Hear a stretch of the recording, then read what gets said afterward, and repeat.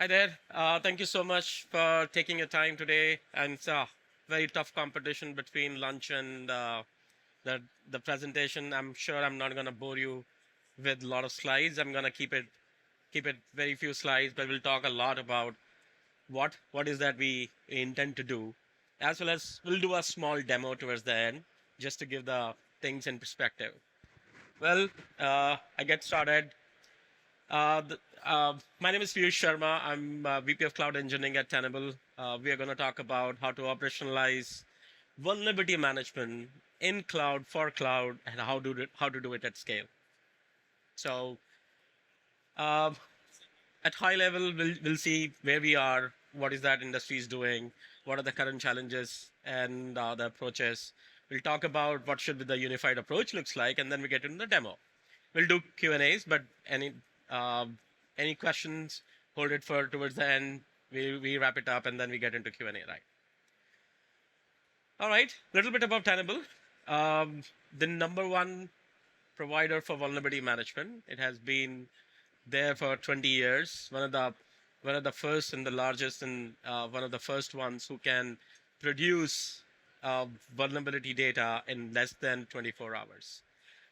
It has been fondly known with Nessus. Nessus has a strong base of millions of users for the last 20 years. I did my cybersecurity experience. The first tool I used was Nessus, and it has been a privilege to be associated with the company who has been in such a depth of research. And the last is Tenable has been expanding into vulnerability management from vulnerability management to cloud exposure management. Vulnerability is everywhere, whether it's cloud, whether it's on-prem, whether it is your AD, whether it's wherever you are. And it can be of different type. It can be vulnerability that we are able to find in your applications, or it can be a misconfiguration type, or it can be an exposure type. And that is why Tenable decided to acquire a company called Accurix last year called Accurix. They were one of the first and pioneer in building cloud security solution for cloud natives. They started with the shift left, how to do things right for the cloud if everything is being built as automation. So, having said that, uh, this is the most important aspect of the entire solution, entire customer base, which is Tenable is a firm believer in building community. Nessus started with open source. They built the community around millions of users around it, and so Telescan. Telescan is one of the fastest growing as well as the most popular tool out there on GitHub. Open source, completely open source, available for all kind of usage, uh, used by more than 1 million developers every day. It's a great tool. If you have never checked it out, you should check it out. It has coverage across all kind of infrastructure as code. So moving forward to a little bit more on little bit more around what is happening. And this is just a very interesting data fact that I wanted to share. Long time ago, when we started doing cybersecurity, uh, the the time from finding a vulnerability to actually getting exploit was used to be 45 days. And one of the recent facts is it has been compressed by 93% to just a matter of 3 days. So it's 45 days to 3 days of exploitability is insane. Imagine the velocity of your attackers, how fast they are able to capture the opportunity in form of threats and able to exploit that. So no matter what we do, your solutions, your products needs to move at that speed. You have no time to find, exploit, and remediate. So that's why it is very, very important aspect to understand.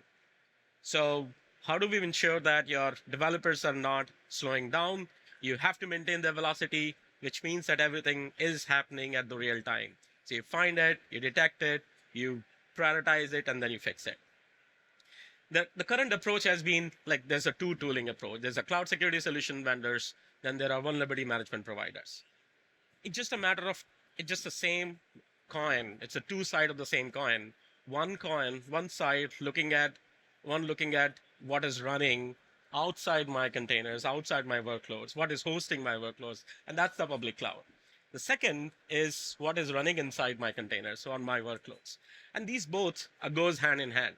Your application running with the vulnerability or OS vulnerability that can be exploitable by infrastructure configuration, they cannot be looked at independently. Taking example, an SSRF vulnerability running inside the application, running on a container that has Ingress port open to internet, has a different exploitability versus I have a container, I have an application that has SSRF, but it's not exploitable because my configurations are very well locked down. So these are the two separate approach, the two islands that has been running. And this is why the unification is so important. You cannot just prioritize configuration vulnerabilities on the left and keep on prioritizing vulnerabilities of application on the right. It has to come together. And that's about the approach that Tenable has been taking. And we sometimes calls it exposure management. It's not just finding what can be broken into versus what can really broken into. Three things to put together things in perspective. The agentless assessment, which is find me everything that is running without having the ability to deploy any agent or deploying any components. Can I do that? Answer is yes. And it's not just about finding what is running, it is also about finding what is running inside my workloads and also what vulnerabilities my workloads are having. Vulnerability in the applications, the packages of the OS that has been running, and also the infrastructure vulnerabilities. The second piece is the unifier. And what is that unifier is, the DevOps process has been evolving. We have moved from a monolith model of managing virtual machines to DevOps, and now we move to GitOps. You make a code change, that code change goes into your pipeline, and it gets pushed to a production in the real time. What are the gates? What are the governance plan? And that is the single policy framework we talks about. It's the same policy that our policy is nothing but a standard. That standard gets applied whether you have infrastructure running in the runtime, whether it is being deployed in the pipeline, or whether it is written in the code. So if everything is the same, it's just a matter of deploying in a different form, then why do we have to create three standards? It has to be the single standard, and that's the policy unifier I'm talking about. The third is automated. I cannot wait for somebody, a human, to get intervene into what I'm finding and what needs to go and what should not be going. And that all needs to be controlled. And these are the three tenets of a unified tooling that we're talking about. We are also introducing Tenable CS agentless assessment for AWS. Very 100% API based. It's a proprietary technology we built inside. No, it used snapshot scanning behind the scene, but it's not a traditional snapshot scanning like many other vendors must be doing. It takes, because it is 100% API, it takes few minutes to get it operationalized, get it working, whether you have one containers or one workload or you have millions of workloads. Because it's API, it's provided by the CSPs and supported by the cloud providers. You have virtually everything seeing all the time. Because we are a non-agent technology, we are seeing everything that is happening in your cloud real time. If something gets changed, a workload gets spun off, a workload gets changed, we see those things in the real time basis. There's no need to recreate, rescan, or reassess your infrastructure. Number three is real time. So since we are seeing everything real time, we have ability to notify that in real time also. So you can prioritize what you want to see versus what you're really seeing. The most important part here is the Tenable's experience in the research. Most typical vulnerability vendor takes about 10 to 15 days to find or publish the vulnerability that we are finding in our application, whereas Tenable takes less than 24 hours. The Tenable is the only company who can actually do a vulnerability detection, a true application vulnerability detection from the time of finding. It takes less than 24 hours to find. And the last is, because of the proprietary technology we are using, it's a patented. It is not spinning your snapshot. It is not moving your private data of your sensitive snapshots around. It let your snapshot be there where it is and can do all the assessment over the calls of APIs. So this is something Tenable introducing for AWS. Very low impact, because there's no need for special permissions, special privileges, works on completely on the read-only permissions, no special auditor roles required, and that's the beauty of the technology. It's extremely configurable, extremely simple for any SecOps or architect to deploy and configure. There are no agents to deploy. There are no components to deploy. There's no on-prem controllers or so-called machines to spin off to run all the assessment. Uh, com- uh, Almost everything is covered from cloud resources to Kubernetes to Linux containers. Everything that can be run in the public cloud is covered, and everything done without any agent to be installed, 100% API. It is available today. Tenable CS single policy framework. This is, I keep coming back on the unifier. The cloud governance is very complex. You have DevOps teams, you have SecOps teams, you have CISO teams, the security teams, the auditors team, who are defining what standards I need to run. And you need a unifier, you need a language that is consistent among these three teams. And what is that language is your policy framework. So Tenable CS uses OPA, which is become a cloud native standard for all kind of policy framework. And that gives us a platform which allows us to communicate all standards, all detections in a consistent form across your lifecycle. Whether it is three teams, whether it is the entire lifecycle, whether it is dev, stage, pipelines to production, or running instances, everything can be on a single policy. Very dev friendly. If developers wants to become more adventurous, they can take the policy editor, which has the plugins for VS Code and Eclipse and so on and so forth, and they can write any complex policy they want. And how do you automate? Right? So we talked about the tools, we talked about the problem. There's just so many concepts we are talking right now. So let's just look at 2 minutes, then what is an approach we need to take for automation. And this automation is really important. So we started with the unifier. We said that, hey, once I standardize all my detection across all the stages and all the layers of my architecture, that's something we call it policy as code. It's a very standard in the industry term today. It's all about automating your continuous assessment, whether it is through code, whether it is in pipelines, or whether it is for your running containers or instances. Number two is your governance as code. If your detections are going and happening in the automated fashion, how do I maintain the acceptable standards or the policies that I am not going to follow or my auditors have allowed? And that's a very normally it's a very normal or typical process that, hey, these are the 100 things that I'm not going to bother about. These are something that I have acceptable in my organization or my application needs it. So how do you automate the same thing? And that's, we call it governance as code. You capture the entire governance or my whitelist or whatever we want to call it, or my exceptions, and built in and bake in as part of the code. That means that when your application is being built, your exceptions are being applied at that time, so that all that governance and the complexity of passing and failing can be taken away. So when you're actually building the code, we are applying the security exceptions also, so that when your infrastructure is up and ready and getting ready to deploy, you have taken care of all those exceptions. Number three, drift as code.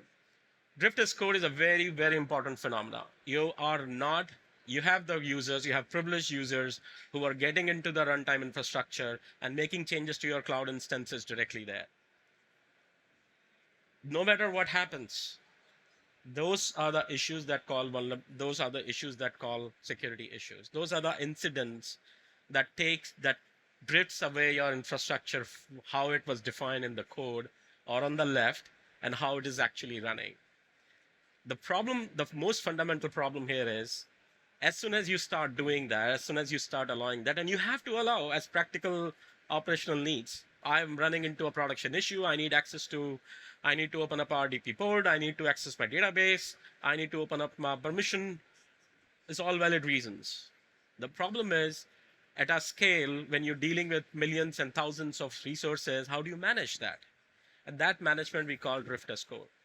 So when you create your infrastructure, you create a baseline. Because it is coming from the code, it's all declaratively defined as part of your application, you can actually create that baseline automatically.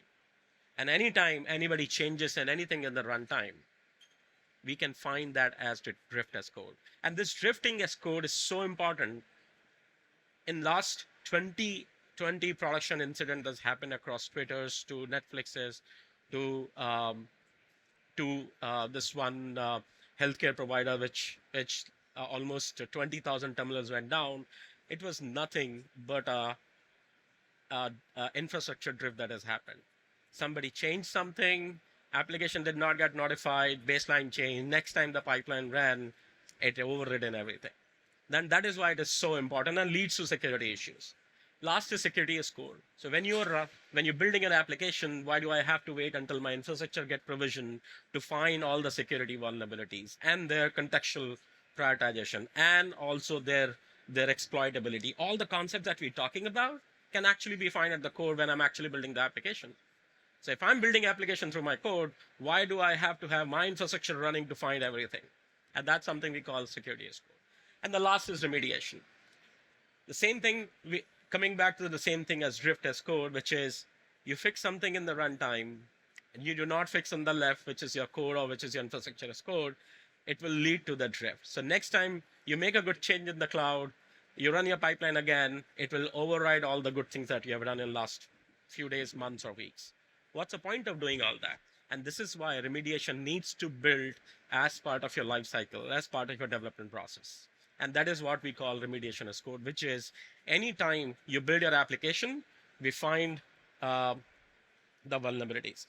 Last couple of minutes, I'm going to do a quick demo of how simple it all can be without getting to making it too complex or too superlative complex. So let me log into Tenable.io, one of the most heavily used. So what you see on the screen, there are 206 vulnerabilities. There are few findings of high, medium, low. There are some certain 14 cloud runtime workloads that are running. We are going to do a quick scan on the cloud, on the account that is being connected to this channel.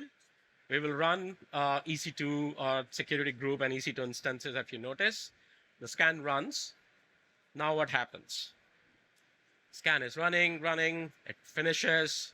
Now it is there. Now you can see all the resources have been discovered. There are instances, there are vulnerabilities. Let me go back to IO. And as soon as I refresh IO, you notice that 218, the original number was 206, and there were 14 cloud resources. Now we have 566 workloads that we have discovered. I did not install any resource. All I have done is provided a read-only role ARN, and I was able to find all vulnerability. It is not just infrastructure vulnerabilities or misconfigurations. I'm also talking about all the applications and packages and the files that are running in those workloads in the matter of minutes. And that's all it takes. No rocket science, no magic behind the scene, no fudging up with the data, but this is exactly your finding. And when you're finding, you're not just finding your workloads, you're also finding the architectures of those host machines, the patches that of those machines, the state of those machines, along with all the vulnerabilities. So this is just to give a little bit more, but I'm gonna stop here while demo finishes for any questions. Can we have the mic, please? Yes. I'm going to bring the mic out. If anyone has any questions, just raise your hand, and I will happily bring you the microphone. Anyone? Going once, going twice. All right. I think you've answered all things. Thank you so much. I appreciate everybody's time, and have a good Reinforce. Thank you.